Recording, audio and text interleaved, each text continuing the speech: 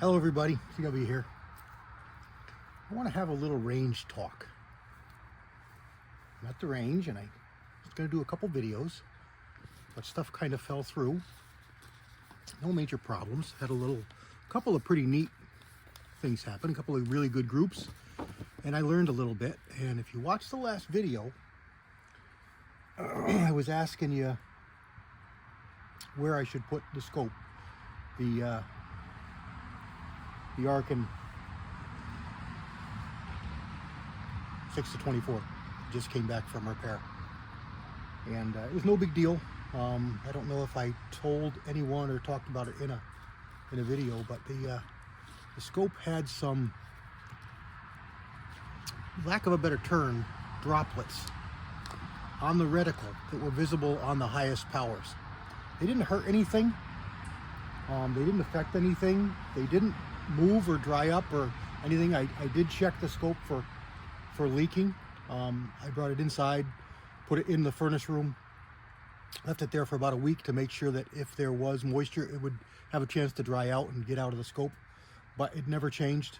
The droplets never changed. I took a picture of them with the phone and then went back and checked them, and they never changed. So I think they were glue or something else that wouldn't change or move, be different.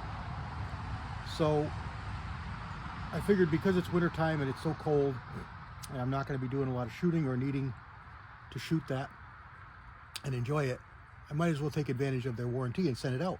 So I contacted them. They were great. They got right back to me even on the weekend, and they asked for some pictures. I sent them some pictures. They said, okay, no problem, send it back to us. They sent a call tag. I didn't pay a penny. They sent a call tag, ship it back USPS. I sent it out to them.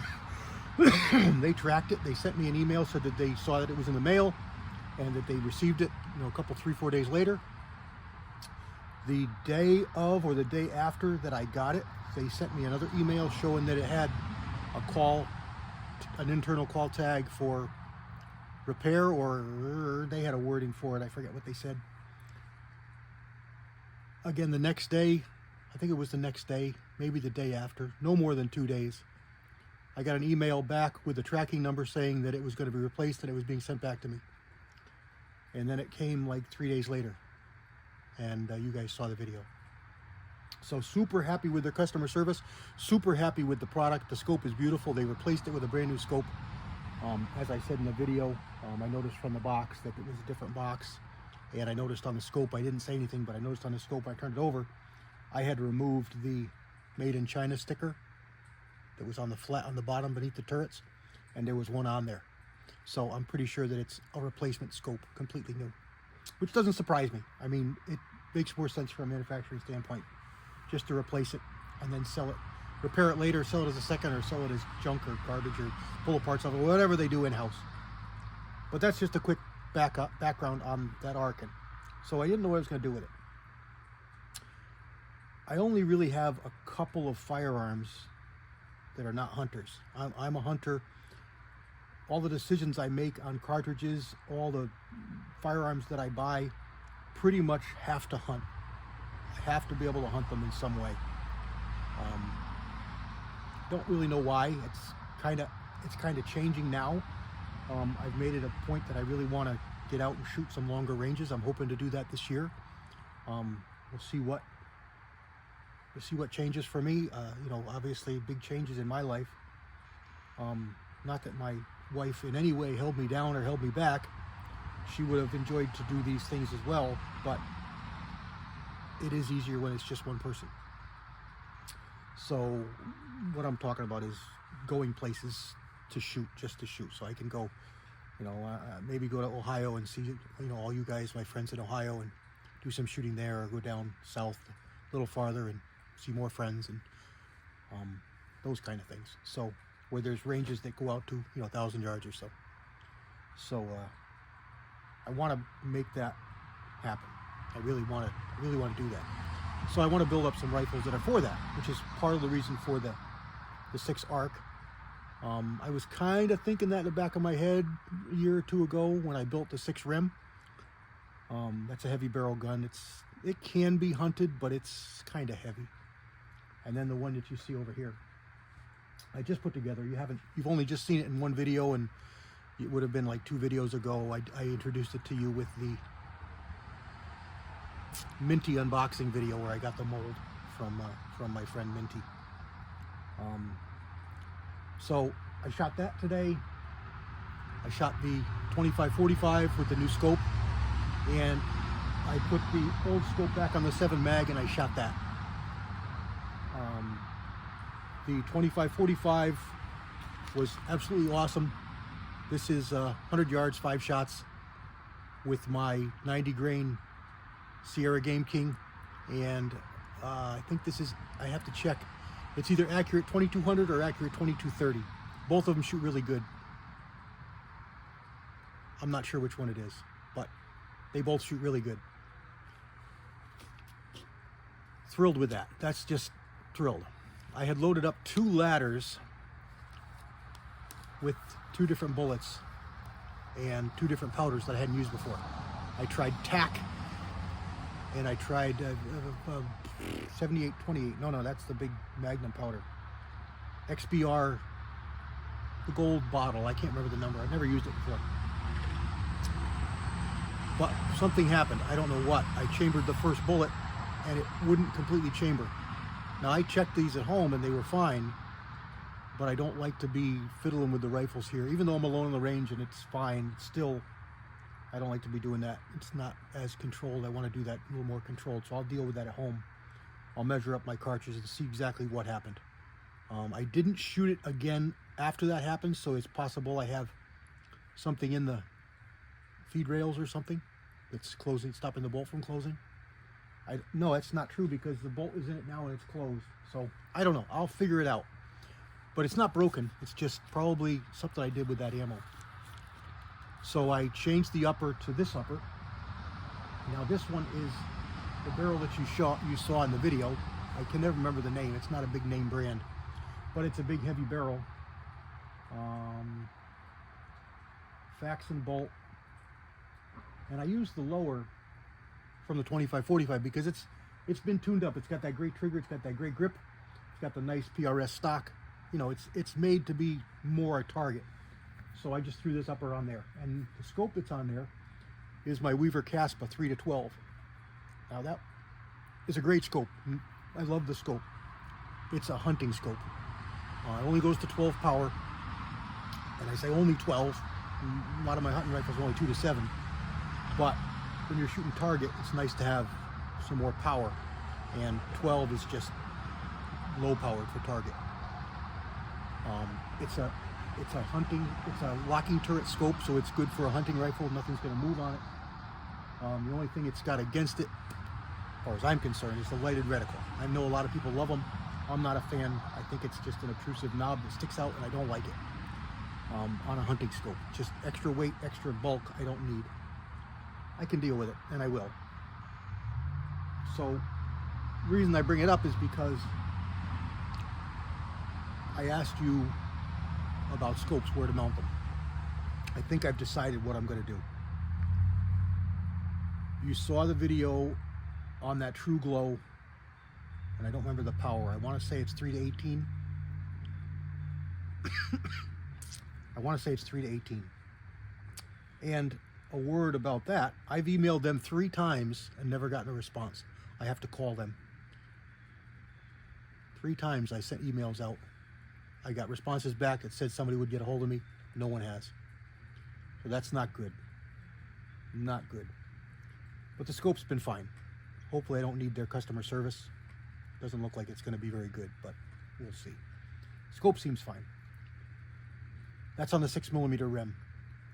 That does not have locking turrets either, so it's pretty much going to stay on a target gun. That's where my thinking here. So if I pull that True Glow off the 6mm rim, I put it on this. That gives me 18 power, so it's a pretty good jump in power. It still is down on 3, so it's a good. We got a hawk flying out here. It's a good balanced scope. It's a little bit bigger than that one, but it's not huge. So that'll make a good scope for this gun. I've got another Davenport 20 MOA rail at home.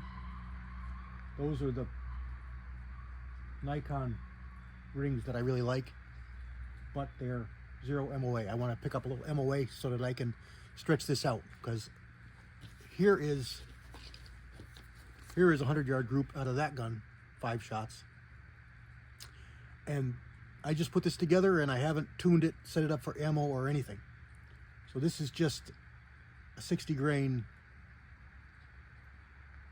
VMAX with H322 powder that I shoot in my MVP that shoots really good. So that's probably, it's under an inch, not by a lot. 7/8 of an inch, where this one here is, you know, you go center to center, that's gonna be under half an inch. That's crazy. That 25-45 just shoots unbelievable. So I think I know that'll tighten up with tuning, you know, tuning the load, adjusting powder charges and the overall length and all that good stuff. And then more power in the scope will also tighten that up a little, because I'll be able to see better. The rest is that rest, which is really good. It's not a target rest. The 25-45 really gets advantage because it's got those bipod built in, and I put sandbag under the back, so it's super, super stable. Much more stable than that rest. That rest is pretty good, but it's not rock solid. And then that leaves no scope on the 6mm rem. I think I have to check when I get home. I think I have an Outcast. I can't remember the brand. It's not EGW. I bought a couple of these years ago, and I know I've got one on the, well, it will be going on the 6mm arc. Outcast, I think. 20 MOA rail. It's a steel rail, pick, one piece, really nice, good stuff. They're a little bit cheaper than EGW.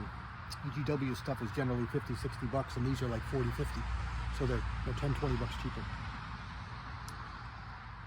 I'm pretty sure I have that for a long action Remington 700, which is the same as the Weatherby Vanguard Howa, same bolt pattern. So I'll throw that rail on there. That'll give me a 20 MOA rail.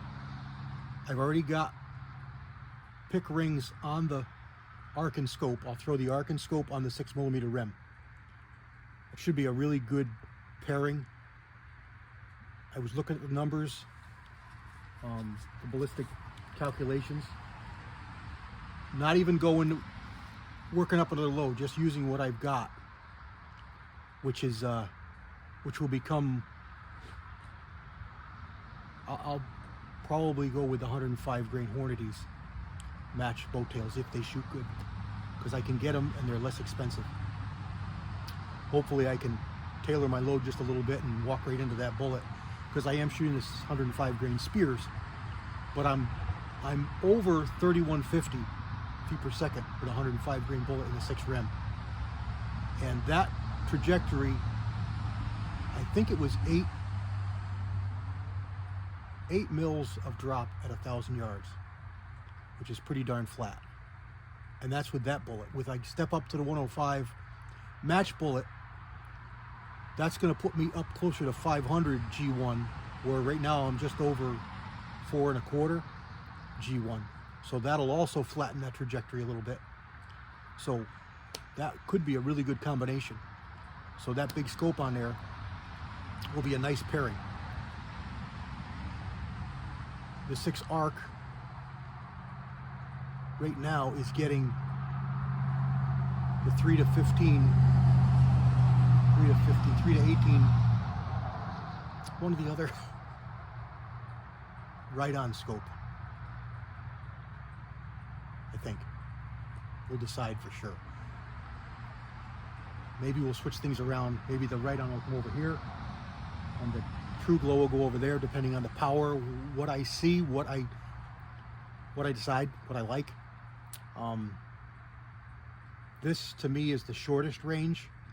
This is 223 556. This is the shortest range, so it'll get the smallest power, variable power.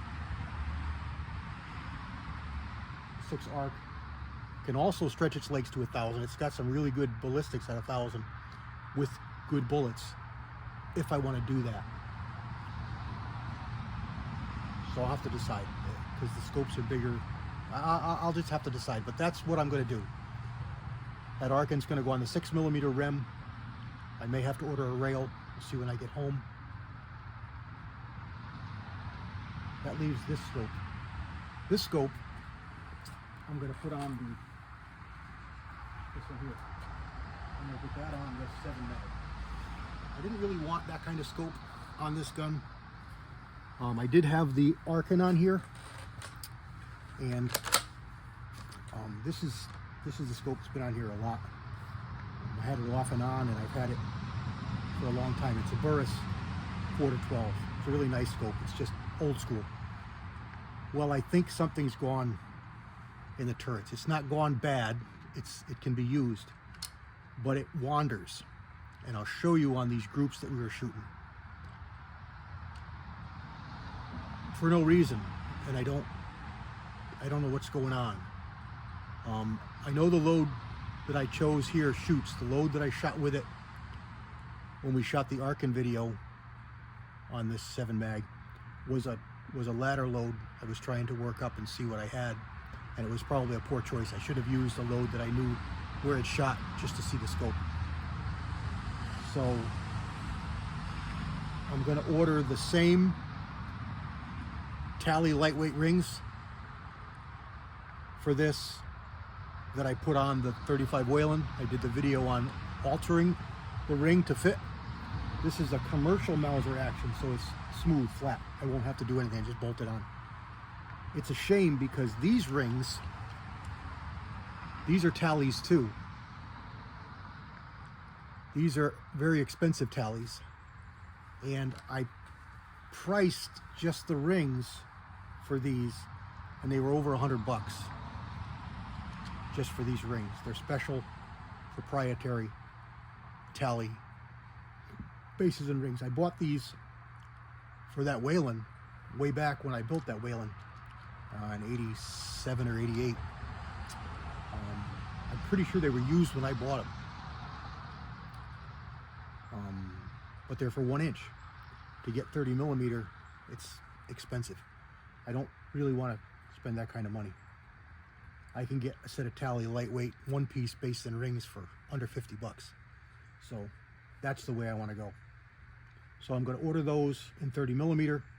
I've already measured eye relief and distance between the rings, and that scope will go on here good. And that's actually a pretty good option for this. It's got a 4-12 on it. That's a 3-12. It's a little bit bigger scope. It does have exposed turrets, but they're locking, so I'm not worried about them. And I'll send this back to Burris and let them go through it. I think they have a good warranty still, and see what they say. And here's the groups that we're just shooting with this. And close out this video because I'm getting it long. I could sit and talk forever. So here is the groups with this. Now here's the first 3-shot group. Now I pulled the target off. Let me zoom in just a little bit. And the other 2 were about out here. So it was about a 2-inch group. I moved the scope over. I didn't move it up. And I shot this. That's right at 1 inch, and that's where this load should shoot. Always did with this gun. So I moved it up and over more, and I shot this group. So first, second, third. So first shot, it's right back where it was, even maybe just a little farther out than it was. And then the jarring from the recoil, it adjusted over. And then I moved it up. I didn't move it over, I moved it up. It's back over here. So it came up but it also came back left. And then the next two shots were up here. So it's moving under recoil. I'm pretty sure it would settle in. I'm pretty sure it's just, I keep saying like congealed in there. The oils or whatever's in there just get stiff, and the scopes don't like to move when they get old. Now that scope's 40 years old or more. So that's what I'm thinking is happening. I'm thinking it just needs a good cleaning, and it'll probably be fine. The glass is good. It's a nice scope, so we're not going to junk it. But we can't have that, because this load and this gun can do that or better. And all I did was adjust the elevation, and I got that. So not acceptable. So there we go. I got 20 minutes of rambling. We're out here on the range. It's a pretty nice day. It didn't quite get to 40, but there's no wind, dead calm, and I'm alone, which is even better. So there we go. God bless everybody. I'll get these rifle scopes on, do some videos on that, come back and bring you back to the range another day. God bless. CW out.